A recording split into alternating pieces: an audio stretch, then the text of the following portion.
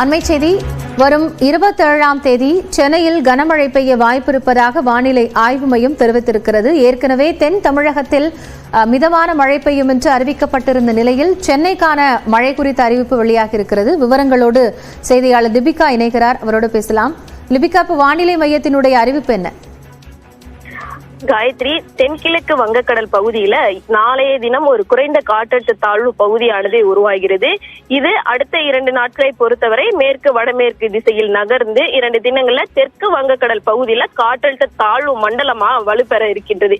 இதன் காரணமாக தமிழகத்தில் பல்வேறு மாவட்டங்களுக்கு கன முதல் மிக கனமழைக்கான எச்சரிக்கையானது விடுக்கப்பட்டு இருக்கின்றது.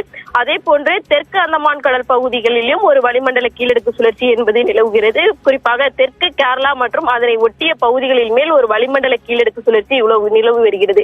இதன் தாக்கத்தின் காரணமாக தமிழகத்தில் வருகின்ற 25ஆம் தேதி குறிப்பாக கடலூர், மயிலாடுதுறை, நாகப்பட்டினம், திருவாரூர், தஞ்சாவூர், புதுக்கோட்டை, ராமநாதபுரம் ஆகிய மாவட்டங்களுக்கும் மற்றும் காரைக்கால் பகுதிகளில் கனமழைக்கான எச்சரிக்கையானது விடுக்கப்பட்டு இருக்கின்றது.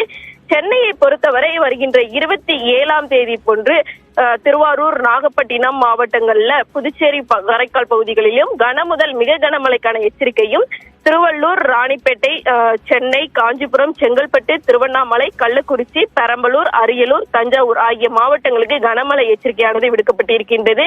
சென்னையில் கடந்த 20 நாட்களாக மழையினுடைய தாக்கம் என்பது குறைவாக இருந்த நிலையில் வருகின்ற 27 மற்றும் 28 ஆகிய 2 நாட்களுக்கு சென்னை, திருவள்ளூர், காஞ்சிபுரம், செங்கல்பட்டு ஆகிய மாவட்டங்களுக்கு கனமழைக்கான எச்சரிக்கையானது விடுக்கப்பட்டு இருக்கின்றது. மேலும் கடலூர், தஞ்சாவூர், திருவாரூர், நாகப்பட்டினம், மயிலாடுதுறை ஆகிய மாவட்டங்களுக்கு வருகின்ற 26ஆம் தேதி கன முதல் மிக கனமழைக்கான எச்சரிக்கையானது விடுக்கப்பட்டு இருக்கின்றது.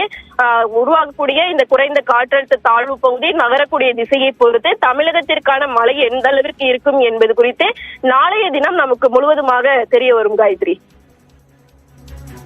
நன்றி லிபிகா, விவரங்களை வழங்கியமைக்காக.